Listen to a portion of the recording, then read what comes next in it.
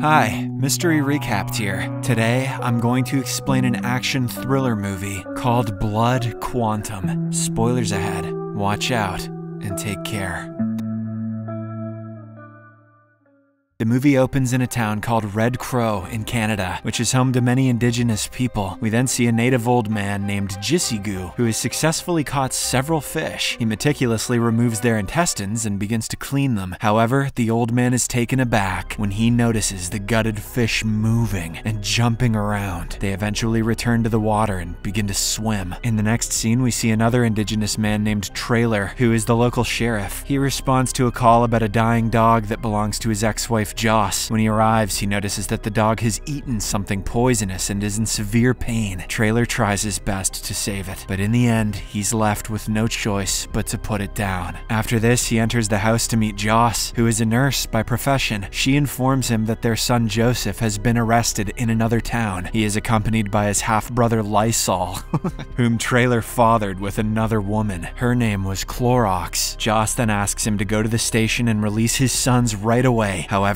Trailer says that he will go later because he wants the boys to suffer for a while. Following this, Trailer places the dead dog in his car trunk and drives to see his father, who turns out to be Jisigu. The old man shows him the fish, which are still alive despite having their organs removed. He says he has never seen anything like it and is scared shitless. Following the conversation, they bring the fish outside and begin to burn them. Trailer then opens his car trunk, but during this, the dead dog shockingly comes to life and proceeds to attack him. This scares Trailer so badly that he immediately shoots the dog again. He then burns it as well, but notices that the fish are still moving, despite being on fire. The scene then shifts to a prison cell, where we see Joseph and Lysol. They notice another inmate approaching them while vomiting blood, which disgusts them. Sometime later, Trailer and Joss arrive at the station. They learn that the boys were arrested for climbing a bridge and defecating on drivers below. Okay, boys, you're staying here. When they arrive at the cell, the sick inmate gets violent and begins attacking the boys. He bites Joseph on the arm before a cop beats him down with a flashlight and knocks him out. Later, while heading to the hospital, Joss scolds her son for always creating trouble and not making better choices. She also doesn't like him hanging out with Lysol, especially when they're hanging their asses out over the bridge. Joseph responds that his brother has gone through a lot since his mother died, and Trailer has basically abandoned him. However, he promises his mother not to act recklessly from now on. Soon after, Joseph arrives at the hospital, where he meets his pregnant girlfriend, Charlie. She's there for an abortion, but Joseph pleads with her to keep the baby. He assures her that he will take care of her, and Charlie eventually changes her mind. Meanwhile, Joss is looking for tetanus shots, but her colleague informs her that they have run out. It turns out a large number of people have come in with bite cases in the last 24 hours. At this moment, a white nurse goes crazy and begins biting people around the hospital. White women, am I right? Later that night, Trailer responds to a call from an Indigenous man named Shooker. This man reveals that his white girlfriend is acting strangely and is trying to attack him. When Trailer arrives at the house, he is horrified to see the woman biting her newborn child. He tries to stop her, but the woman becomes aggressive and bites him instead. However, Trailer manages to overpower her and repeatedly hits her in the head with the shotgun until she dies. Following this, as Trailer and Shooker get in the car, he receives a call from Joss.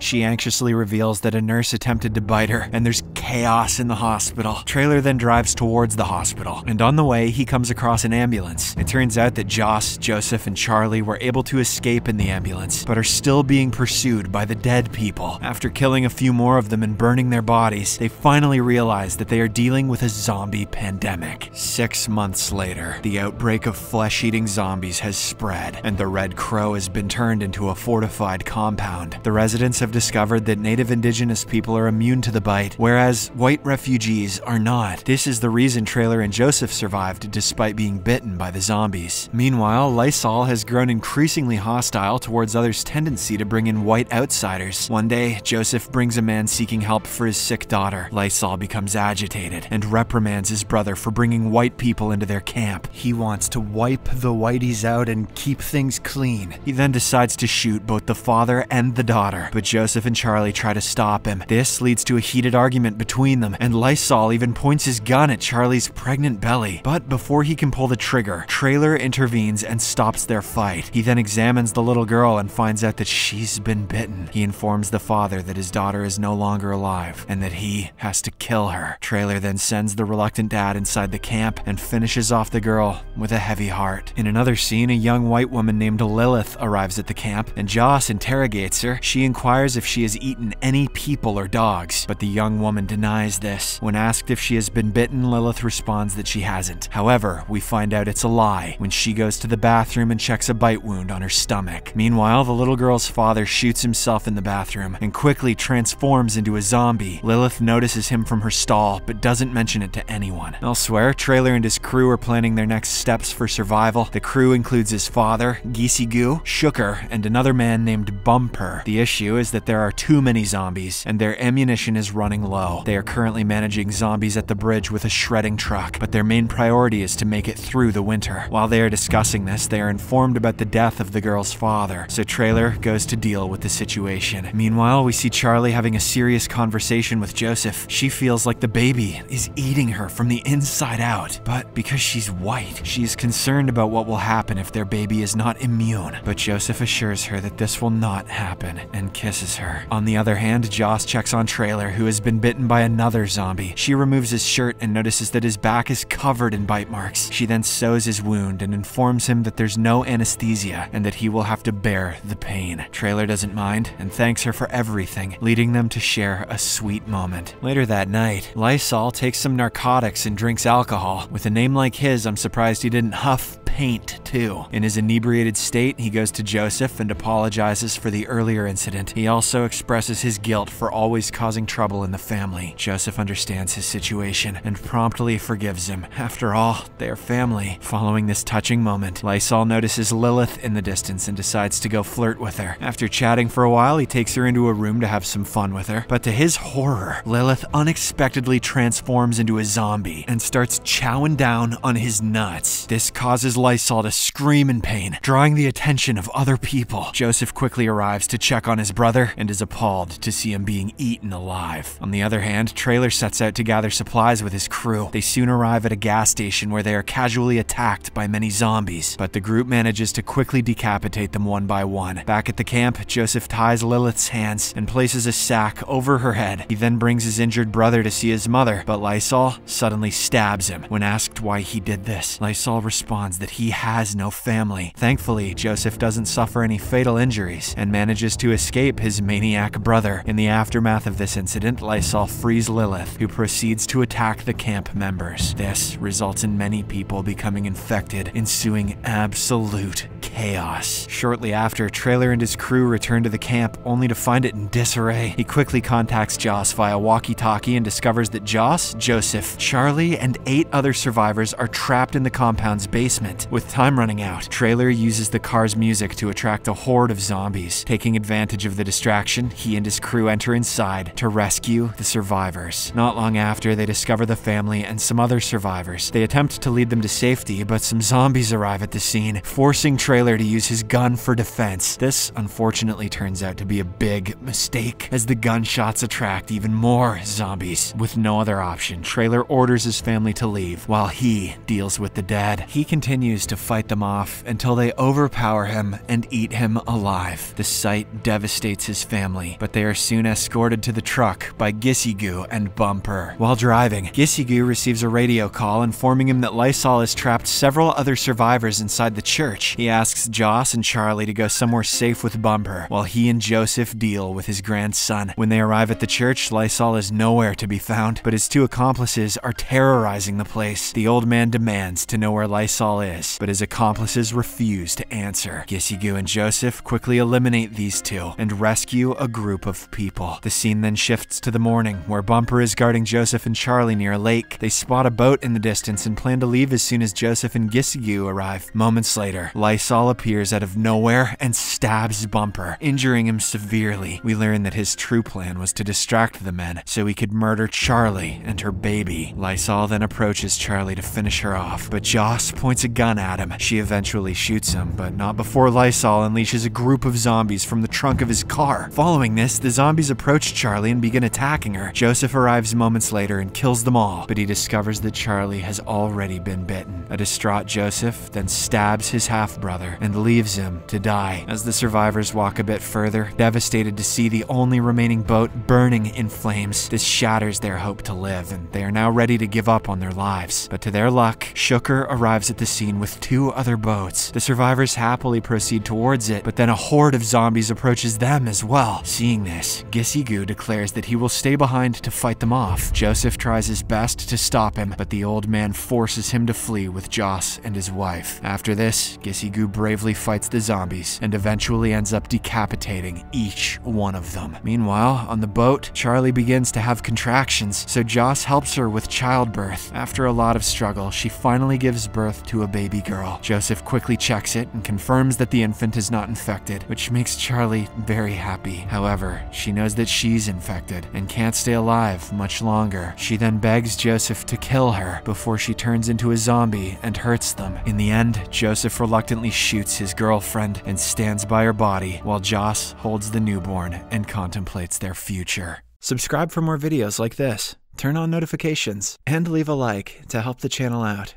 Thank you for watching.